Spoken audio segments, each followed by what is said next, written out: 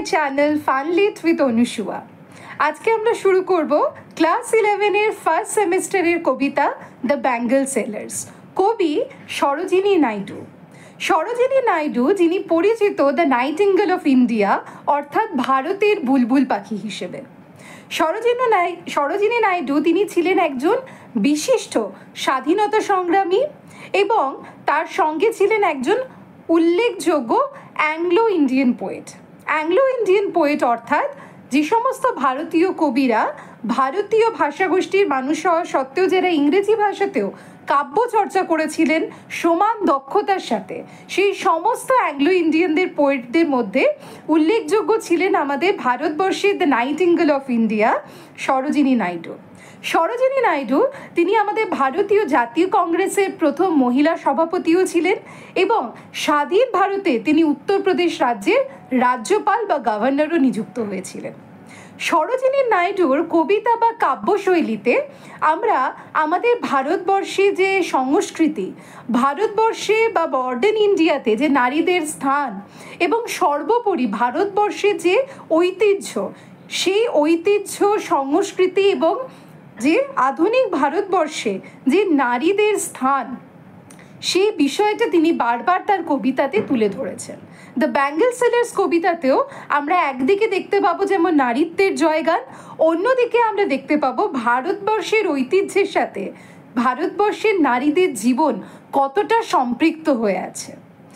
অর্থাৎ the bangle sellers কবিতার মধ্য দিয়ে সরোজিনী নাইডু আমাদের সামনে ভারতীয় মহিলাদের জীবনের যে সাধারণত বিভিন্ন স্তর, সেই স্তরগুলো এবং সেই মহিলাদের জীবনে যে রীতিনীতি, তাদের জীবনে যে আনন্দ, সেই সমস্ত ইমোশনসগুলোকে তিনি কতগুলো চুড়ি বা ব্যাঙ্গেলের সাহায্যে ব্যাখ্যা করেছেন। এই চুড়ি বা ব্যাঙ্গল সাধারণত বলা হয় যে নারীত্বের প্রতীক, তাই তো? সে চুড়ি বা ব্যাঙ্গলের মধ্যে দিয়ে কিন্তু তিনি নারীত্বের জয়গান গেয়েছে। কখনো সে নারীত্বকে দেখিয়েছেন তিনি যুবতী হিসেবে, কখনো তিনি নারীত্বকে দেখিয়েছেন একজন সদ্য বিবাহিত স্ত্রী হিসেবে, কখনো সে নারীত্ব তার কবিতায় স্থান পেয়েছে একজন পরিণত গৃহিণী এবং সর্বোপরি একজন পরম স্নেহপরায়ণ মা হিসেবে। তাহলে নারীত্বের জীবনের এই স্তরগুলোকে আমরা কিন্তু দ্য ব্যাঙ্গল সেলার্স কবিতাতে দেখতে পাবো। তাহলে টেক্সটটা শুরু করা যাক।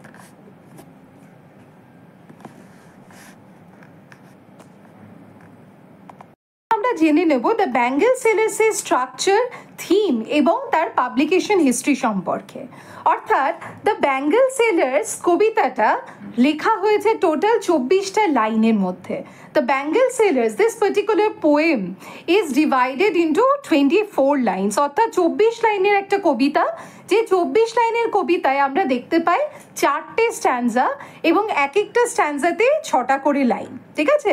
তাহলে প্রথমে আগে আমাদেরকে গঠন বা স্ট্রাকচারটা ভালো করে বুঝতে হবে, যেহেতু এটা এমসিকিউ বেসড পড়াশুনো। তাহলে দ্য ব্যাঙ্গল সেলার্সে কবিতাটাতে রয়েছে 24টা লাইন এবং সে 24টা লাইন বিভক্ত হচ্ছে 4টে স্ট্যান্জাতে। ইচ স্ট্যান্জা ক্যারিং 6 লাইনস, প্রত্যেকটা স্ট্যান্জাতে রয়েছে 6টা করে লাইন। এই কবিতার রাইমিং স্কিম অর্থাৎ এই কবিতার ছন্দটা হচ্ছে, মানে যেখানে লাইন মিলিয়ে লেখা হয়, সেই রাইমিং স্কিমটা হচ্ছে ABCDEF। অর্থাৎ এখানে কিন্তু আমরা কবিতাটাতে দেখতে পাচ্ছি কিছুটা হলে অমিত্রাক্ষর ছন্দে লেখা হচ্ছে। ঠিক আছে? যেখানে কোনো লাইনের সাথে তার পরের লাইনের কিন্তু খুব একটা মিল পাওয়া যাচ্ছে না। দ্য ব্যাঙ্গল সেলার্স কবিতার যেটা সেন্ট্রাল থিম, মূল বিষয়বস্তু, সেটা একটু আগে আমি বললাম, সেটা হচ্ছে দ্য সেলিব্রেশন অফ উইমেনহুড, নারীত্বের জয়গান in the pretext of Indian culture. আমাদের ভারতবর্ষের সংস্কৃতির পটভূমিকায় নারীত্বের জয় গাথা তিনি এই কবিতার মধ্যে দিয়ে রচনা করেছেন। এছাড়া এই কবিতাতে আমরা দেখতে পাচ্ছি কি নারীত্বের জীবনের যে 4টি অধ্যায়, অর্থাৎ প্রথমে যুবতী হিসেবে, তারপর সদ্য বিবাহিত স্ত্রী হিসেবে, গৃহিণী এবং সর্বোপরি মা হিসেবে। এই কবিতাটা দ্য ব্যাঙ্গল সেলার্স প্রথম প্রকাশিত হচ্ছে দ্য বার্ড অফ টাইম কাব্যগ্রন্থে 1912 খ্রিস্টাব্দে। তাহলে this particular poem the bangle sellers was first published in the year 1912 in the collection the bird of time. এই কবিতাটা যদি টোনের দিক দিয়ে বলা হয়, তাহলে কবিতা যে টোন, অর্থাৎ কবিতাতে আমরা কীরকমের সুর দেখতে পাই, কী টোনে লেখা, কবিতাটা হচ্ছে জয়াস, আনন্দ মুখর এবং সেলিব্রেটরি, এখানে যেন পালন করা হচ্ছে, নারীত্বকে উদযাপন করা হচ্ছে। চলে আসি নেক্সট স্লাইড টেক্সটে। Bangle sailors are we who bear our shining loads to the temple fair. তাহলে কবিতার ফার্স্ট স্ট্যান্জাতে এখানে আমরা কাদেরকে দেখতে পাচ্ছি? ব্যাঙ্গল সেলার্স। দেখো তোমরা ছবিতে এখানে দেখতে পাচ্ছ দ্য ব্যাঙ্গল সেলার্স, তারা ব্যাঙ্গল বিক্রি করছে, ব্যাঙ্গল অর্থাৎ চুড়ি বিক্রি করছে, নানা রঙের চুড়ি, এবং বলছে কি ব্যাঙ্গল সেলার্স আর উই, আমরা হচ্ছে সে সমস্ত চুড়ি বিক্রেতা হু বেয়ার, যারা বয়ে নিয়ে আসি আবার শাইনিং লোডস। শাইনিং লোডস বলতে এখানে বোঝানো হচ্ছে নানা রকমের যে ঝকমকে চুড়ি, ঠিক আছে? জানি চুড়িতে নানা রকমের পাথর থাকে, রঙিন হয়, যার জন্য চুড়িটা কি করতে থাকে? চিকমিক করতে থাকে। তাহলে বলছে আমরা আমাদের চিকমিকি যে চুড়ির যে লোড, লোড মানে হচ্ছে কি যে মানে বলা যেতে পারে অনেকগুলো চুড়ি, গুচ্ছ গুচ্ছ চুড়ি আমরা নিয়ে এসে বিক্রি করছি কোথায়? না টেম্পল ফেয়ার, অর্থাৎ মন্দির প্রাঙ্গণে বা মন্দিরের কাছে যে মেলা বা উৎসব অনুষ্ঠিত হয় সেইখানে আমরা চুড়ি বিক্রি করতে এসেছি। তাহলে দেখো এখানে ভারতীয় সংস্কৃতিতে যে মন্দির বা যে ধর্মানুষ্ঠানের সাথে বিভিন্ন রকম মেলা থাকে, যেমন আমাদের দেখবে বিভিন্ন যখন পুজোর ক্ষেত্রে, ঈদের ক্ষেত্রে, ক্রিসমাসের ক্ষেত্রে এই সমস্ত অনুষ্ঠানে যেটাকে আমরা সেলিব্রেট করে থাকি সেখানে অনেক সময় নানা রকমের মেলা অনুষ্ঠিত হয়। তাহলে এই ব্যাঙ্গল সেলার্সরা তারা মেলায় চুড়ি বিক্রি করতে আসছেন। Who will buy this delicate bright rainbow tinted circles of light? এবং সেই মেলাতে চুড়ি বিক্রেতারা কি বলছেন? হ্যাঁ গো, কে কিনবে এই সুন্দর চুড়িগুলো, যে চুড়িগুলো কি না ডেলিকেট অর্থাৎ সূক্ষ্ম, ব্রাইট অর্থাৎ উজ্জ্বল, রেইনবো টিন্টেড মানে রামধনু বা রংধনুর রঙে রঞ্জিত, সার্কেলস অফ লাইট আলোর বৃত্ত। তাহলে চুড়িগুলো সম্পর্কে এখানে কি কি অ্যাডজেক্টিভ ইউজ করা হচ্ছে? না চুড়িগুলো হচ্ছে ডেলিকেট মানে সূক্ষ্ম, অত্যন্ত সূক্ষ্ম, তাই তো? মানে চুড়িগুলোকে সাবধানে নিতে হয় হাতে, না হলে পড়ে গেলে ভেঙে যায়। তাহলে এত সূক্ষ্ম, ব্রাইট, উজ্জ্বল, রেইনবো টিন্টেড, রামধনুর রঙের রাঙা, দ্য সার্কেলস অফ লাইট আলোর বৃত্তগুলোকে কে কিনতে চাও বলো? তাহলে এখানে চুড়ি বিক্রি করার ক্ষেত্রেও আমরা দেখতে পাচ্ছি মহিলাদের তাদের যে গলার স্বর, সেই গলার স্বরে যেন যেভাবে চুড়ির শব্দ ঝনঝন করে, তাদের গলার স্বরেও সেই আনন্দের যে বহিঃপ্রকাশ, সেই চুড়ির ঝনঝন শব্দও কিন্তু আমরা যেন শুনতে পাচ্ছি। Lustrous tokens of radiant lives। তাহলে এখানে চুড়িগুলোকে কি বলা হচ্ছে? চুড়িগুলোকে ব্যাখ্যা করা হচ্ছে লাস্ট্রাস। লাস্ট্রাস মানে হচ্ছে উজ্জ্বল, টোকেন মানে হচ্ছে প্রতীক, অর্থাৎ চুড়িগুলোকে বলা হচ্ছে চুড়িগুলো কিসের প্রতীক?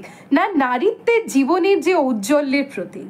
যে কোনো শুভ কাজ, যে কোনো শুভ যা কিছু, তার জীবনে যে আনন্দ, হাসি এবং নারীত্বের জীবনের যে ছোট ছোট ইমোশনগুলো, সেই সমস্ত ইমোশনের এক উজ্জ্বল প্রতীক হচ্ছে তার হাতের চুড়িগুলো। অফ রেডিয়েন্ট লাইফস, রেডিয়েন্ট মানেও হচ্ছে উজ্জ্বল, লাইফস মানে জীবনে। তাহলে নারীত্বের জীবনের, নারীত্বের উজ্জ্বল জীবনের যে উজ্জ্বল প্রতীক, সেই প্রতীকগুলোকে বলা হচ্ছে কি না চুড়ি। For happy daughters and happy wife. তাহলে চুড়ি বিক্রেতারা বলছে বলো আমাদের এই চুড়িগুলো কাদের জন্য? সেই সমস্ত খুশি খুশি যারা মেয়েরা রয়েছে, সেই বাচ্চা মেয়েদের জন্য, এবং যারা হ্যাপি ওয়াইফস এবং যারা খুশি, যারা স্ত্রী তাদের জন্য, অর্থাৎ সমস্ত বাচ্চা এবং বউয়েদের জন্য। তার মানে কি এখানে সব রকম বয়সের মানুষদের জন্য নানা রং বেরঙের চুড়ি তারা নিয়ে এসেছেন। সে চুড়ির পসরা তারা সাজিয়েছেন এবং তারা আহ্বান জানাচ্ছে বলো তোমরা কে এই নানা রঙের চুড়ি কিনবে এবং নিজেদেরকে সাজিয়ে তুলবে। তাহলে আমরা দেখতে পাচ্ছি এখানে চুড়ির মধ্যে দিয়ে বা এই যে কবিতার যে টোনটা, সেই টোনটার মধ্যে দিয়ে একটা আনন্দের বহিঃপ্রকাশ। এবং ছবিতেও তোমরা দেখতে পাচ্ছ কি সুন্দর মায়ের কোলে বাচ্চারা বসে আছে এবং কত একটা হাসি খুশি পরিবেশ, ঠিক আছে? কেননা এখানে নারীত্বকে সেলিব্রেট করা হচ্ছে। এখানে দেখো চুরি কথাটা কিন্তু ডাইরেক্টলি না বলে কি কি বলা হচ্ছে, চুরিকে লাস্ট্রাস টোকেন বলা হচ্ছে। এর আগে আমরা একটু আগে স্লাইডে দেখলাম কি বলা হচ্ছে, চুরিকে শাইনিং লোড বলা হচ্ছে, ঠিক আছে, rainbow tilted circles of life বলা হচ্ছে। এই প্রত্যেকটা যে অ্যাডজেক্টিভ ইউজ করা হচ্ছে সেগুলোকে আমরা বলতে পারি ফিগার অফ স্পিচের দিক দিয়ে পেরিফ্রেসিস। ফিগার অফ স্পিচ কি? ফিগার অফ স্পিচ হচ্ছে অলংকার, ঠিক আছে। পেরিফ্রেসিস হচ্ছে এমন এক ধরনের অলংকার যে অলংকারে সোজাসুজিভাবে সে বস্তুকে বা নাউনকে ব্যাখ্যা না করে কি তার বিভিন্ন গুণগুলোকে বলা হয় বা ঘুরিয়ে ফিরিয়ে বলা হয়, তখন সেটাকে বলা হয় পেরিফ্রেসিস। অর্থাৎ এখানে সোজাসুজি চুরি না বলে কি বলা হচ্ছে, লাস্ট্রাস টোকেন, বা বলা হচ্ছে কি সার্কেলস অফ লাইট, বা বলা হচ্ছে কি দ্য শাইনিং লোডস, ঠিক আছে। তাহলে ফার্স্ট স্ট্যান্জাতে আমরা কি দেখতে পাচ্ছি, যারা চুরি বিক্রেতা তারা চুরি বিক্রি করছে কোথায় না মন্দির প্রাঙ্গণে, এবং সেই মন্দির প্রাঙ্গণে চুরি বিক্রি করতে কি তারা কাদেরকে ডাকছে, তারা happy daughters and happy wife's, কেননা তারা নানা রং বেরঙের চুরির পসরা সাজিয়ে রয়েছে। এরপরে সেকেন্ড স্ট্যান্জা দেখো, এই সেকেন্ড স্ট্যান্জাতে কাদেরকে বর্ণনা করা হচ্ছে, সেকেন্ড স্ট্যান্জা ডিসক্রাইবস দ্য মেইডেন, ঠিক আছে, মেইডেন বা যুবতীদের কথা বলছে সেকেন্ড স্ট্যান্জা। কি বলছে, সাম আর ফর এ মেইডেন্স রিস্ট, বলছে কোনো কোনো চুড়ি তৈরি হয়েছে যুবতীদের হাতকে অলঙ্কৃত করার জন্য, অর্থাৎ যুবকীদের রিস্ট, যুবতীদের যে বাহু, সেই বাহুতে সাজানোর জন্য কিছু চুড়ি বিশেষভাবে তৈরি। তাহলে সেই চুড়ির রঙগুলো কি, silver and blue as the mountain mist, এখানে তোমরা ছবিতে দেখতে পাচ্ছ সিলভার অ্যান্ড ব্লু, অর্থাৎ নীল এবং রূপলি রঙের চুড়িগুলো। সে চুড়িগুলোকে কিসের সাথে তুলনা করছেন কবি, তিনি তুলনা করছেন পাহাড়ে যেরকম কুয়াশা যেরকম লাগে, সে মাউন্টেন মিস্টের মতো হচ্ছে সেই চুড়িগুলো।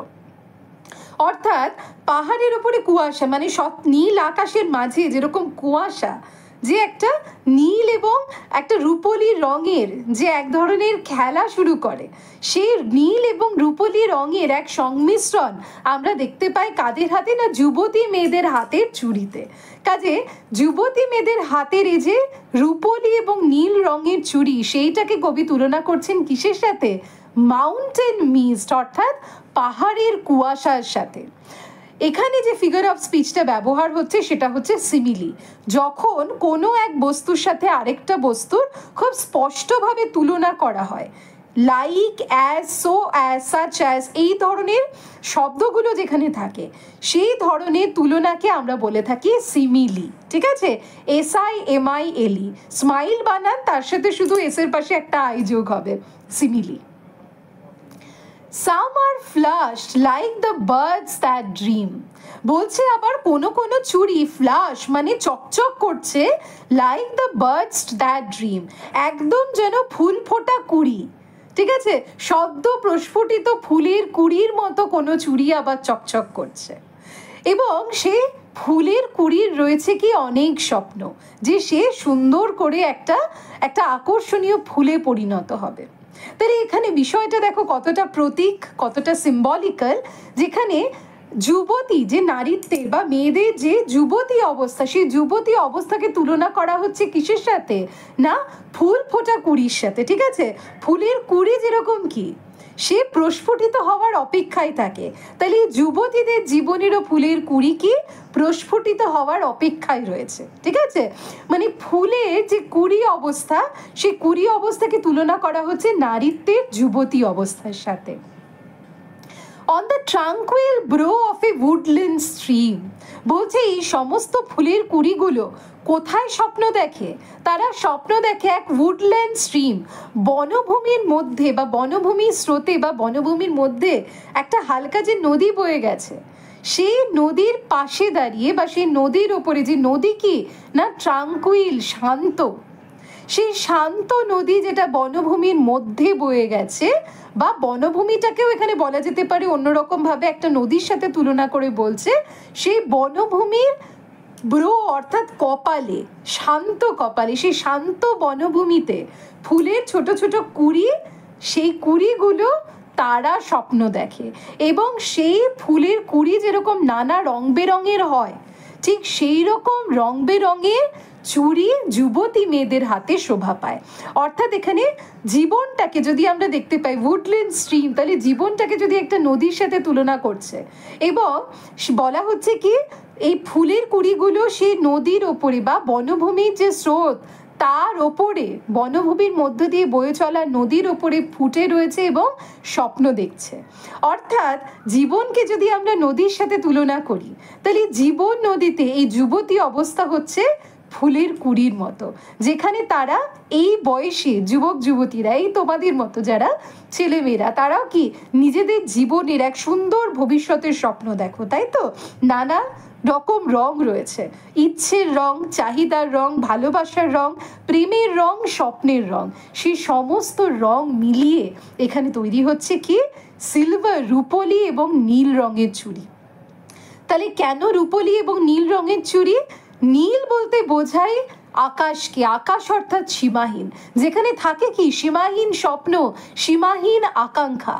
এবং সিলভার বা রূপলি চুড়ি, সিলভার বা রূপলি কি বোঝায়? যে চাকচিক্যটা, যেখানে এখনো কোনো দাগ পড়েনি, যেটা কি মসৃণ, যেটা স্বচ্ছ, যেটা সুন্দর। তাহলে এক স্বচ্ছ, সুন্দর এবং এক সীমাহীন স্বপ্নময় জীবনের স্বপ্ন দেখে কারা? এই যুবক যুবতীরা।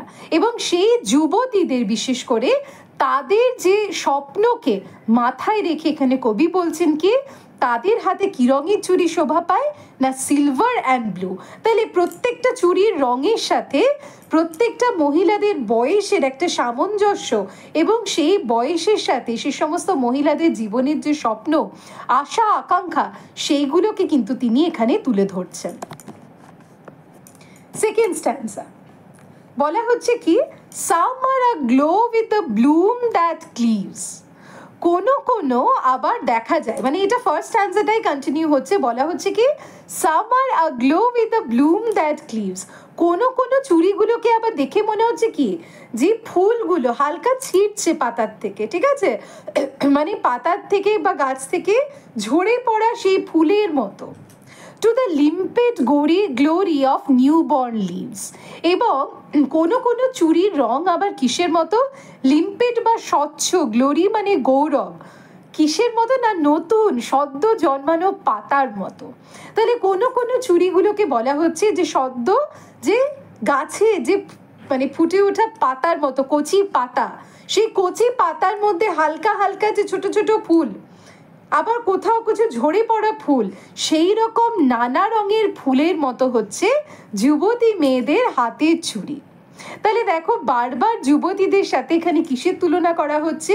ফুলের তুলনা করা হচ্ছে, ঠিক আছে, ফুলের কুড়ি বা ফুলের তুলনা করা হচ্ছে।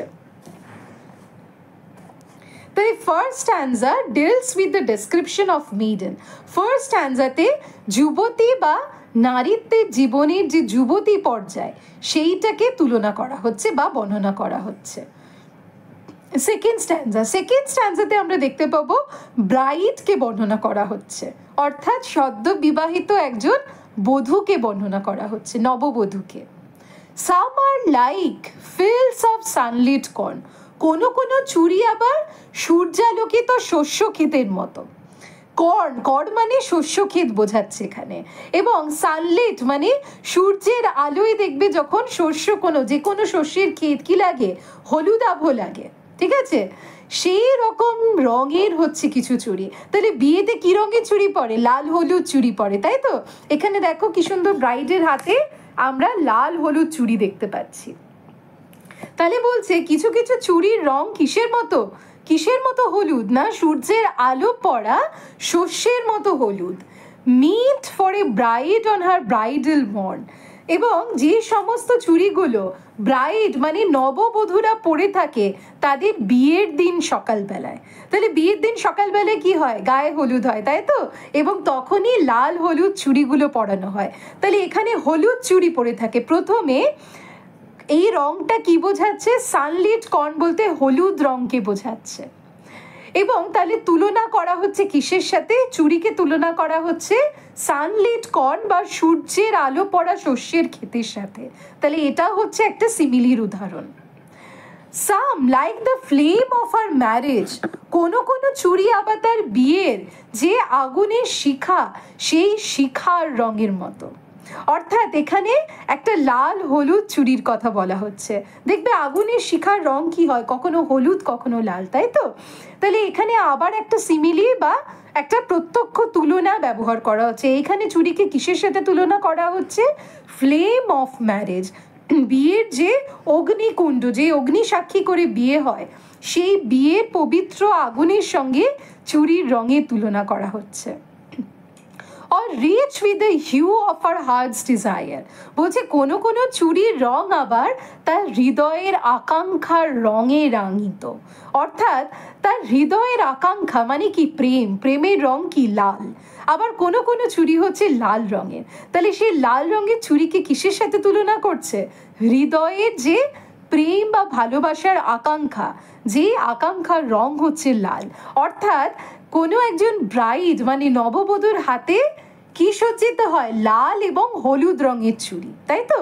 যে লাল এবং হলুদ রঙের চুড়িকে কবি তুলনা করছেন সূর্যলোকের সঙ্গে, মানে সূর্যের আলো পড়া শস্য ক্ষেতের সঙ্গে হলুদ চুড়িকে, লাল চুড়িকে তুলনা করা হচ্ছে একজন নববধূর জীবনের যে ইচ্ছে আকাঙ্ক্ষাগুলো এবং তার বিবাহের পবিত্র আগুনের শিখার সঙ্গে।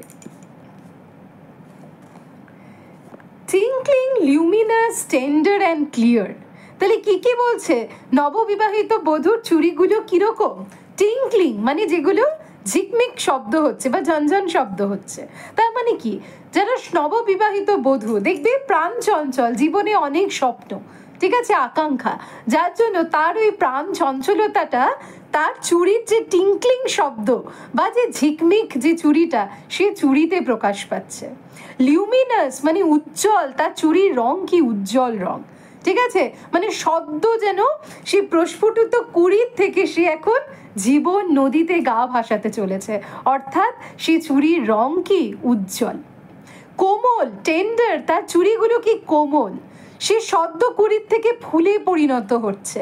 অর্থাৎ একজন নববিবাহিত বধূ বা নববধূ, তার জীবন কি? কোমল এবং ক্লিয়ার বা স্পষ্ট, স্বচ্ছ, জীবনের কোনো কলুষতা এখনো কিন্তু তাকে প্রভাবিত করেনি। তাহলে সেইটাকে কিসের সঙ্গে তুলনা করছে? লাইক আর bridal laughter and bridal tear. তিনি বলছেন এই যে ঝিকিমিকি উজ্জ্বল কোমল এবং স্পষ্ট চুড়িগুলো, সেই চুড়িগুলোকে তুলনা করছেন কবি যে একজন নববধূর হাসি এবং নববধূর কান্নার সঙ্গে। তাহলে দেখো, বিয়ে এমন একটা অনুষ্ঠান যেখানে হাসি এবং কান্না একসাথে থাকে। কান্না কিসের জন্য? কান্না থাকে এতদিন যে পরিবারে বা যে ঘরে বড় হচ্ছে সেই মেয়েরা, সেই পরিবারকে, সেই ঘরকে ছেড়ে দিয়ে এক নতুন পরিবারে নিজেদেরকে মানিয়ে নিতে হবে। সেই জন্য যেটা ফেলে আসছে সেইটার প্রতি কান্না। আবার হাসি কি? নতুন জীবনের একরাশ স্বপ্ন, প্রেম এবং ভালোবাসার হাতছানি, এক নতুন সংসার, এক নতুন জগৎ গড়ে তোলার স্বপ্ন। তার জন্য রয়েছে তার মুখে এক অনাবিল হাসি, এবং এই হাসি কান্না মিলিয়ে কিন্তু তৈরি হচ্ছে নানা রঙে স্বচ্ছ কোমল স্পষ্ট চুড়ি। কাদের জন্য? নববধূর জন্য। তাহলে ফার্স্ট স্ট্যান্জাতে কবি বর্ণনা করছেন যুবতীদের চুড়ির কথা, যে চুড়ির রং কি বলছেন তিনি? না সিলভার এবং ব্লু, অর্থাৎ রূপলি এবং নীল। আর সেকেন্ড স্ট্যান্জাতে ডিসক্রাইব করছেন নববধূর চুড়ির রঙের কথা, যে রং হচ্ছে লাল এবং হলুদ। এরপর দেখো, সে নববধূ এবারে ধীরে ধীরে গৃহিণী হয়ে উঠছে, তাই তো? Some are purple and gold flaked grey, কোনো কোনো চুড়ির রং পার্পল এবং গোল্ড ফ্লেক গ্রে। এখানে ছবিটা দেখলে বুঝতে পারবে কিছুটা ধূসর এবং তাতে হালকা হালকা সোনালি কাজ করা। পার্পল রং কিসের প্রতীক? পার্পল রং হচ্ছে নারীত্বের প্রতীক। যে নারী এখন কি? পরিণত, যে নারীর মধ্যে আর সে প্রাণচঞ্চল যুবতী নেই, যে নারীর মধ্যে আর সে নববিবাহিত বধূর যে উচ্ছলতা নেই, রয়েছে কি? একরাশ দায়িত্ব, কর্তব্য এবং জীবনকে জীবনের গতির মতো করে বুঝে নেওয়া এবং মেনে নেওয়ার এক মানসিকতা।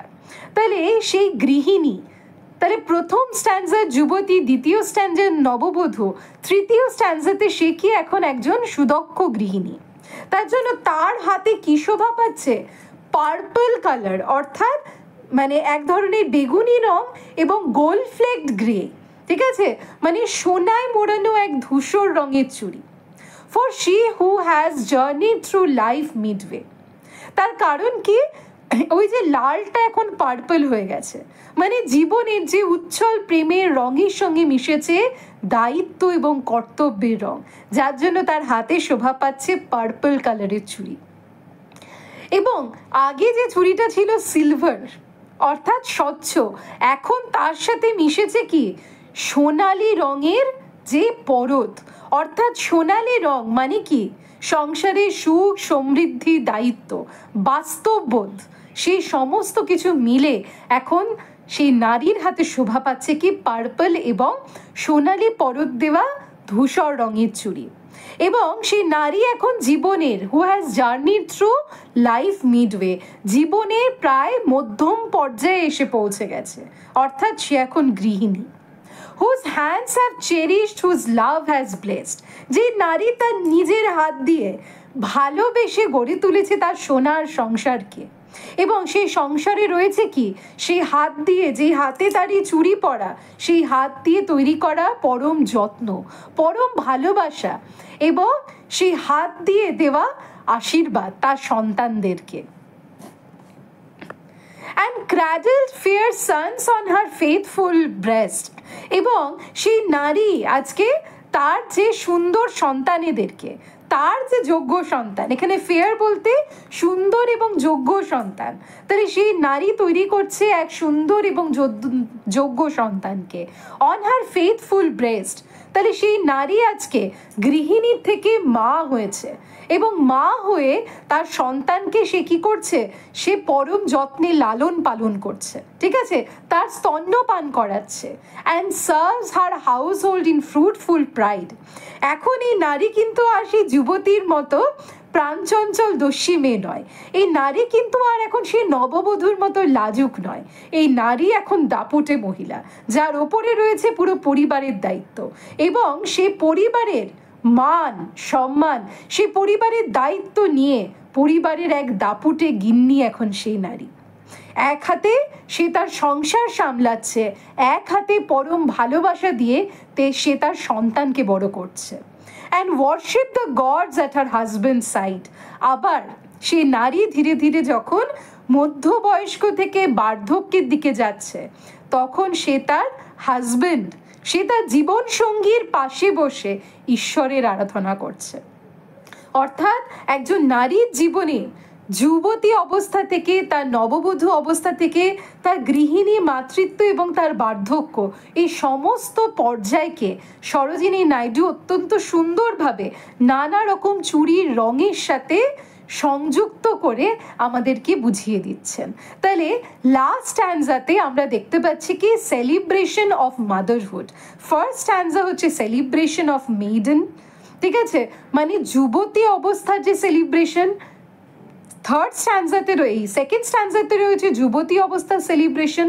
থার্ড স্ট্যান্জাতে রয়েছে একজন নারীর নববধূ হওয়ার সেলিব্রেশন, এবং ফোর্থ স্ট্যান্জাতে রয়েছে একজন নারীর গৃহিণী, পরিপক্ক গৃহিণী, সুদক্ষ গৃহিণী এবং একজন স্নেহপরায়ণ মা এবং কর্তব্যপরায়ণ স্ত্রী হয়ে ওঠার গল্প, যে গল্পে রয়েছে নানা রকমের চুড়ির রং এবং সেই চুড়ির ঝংকার।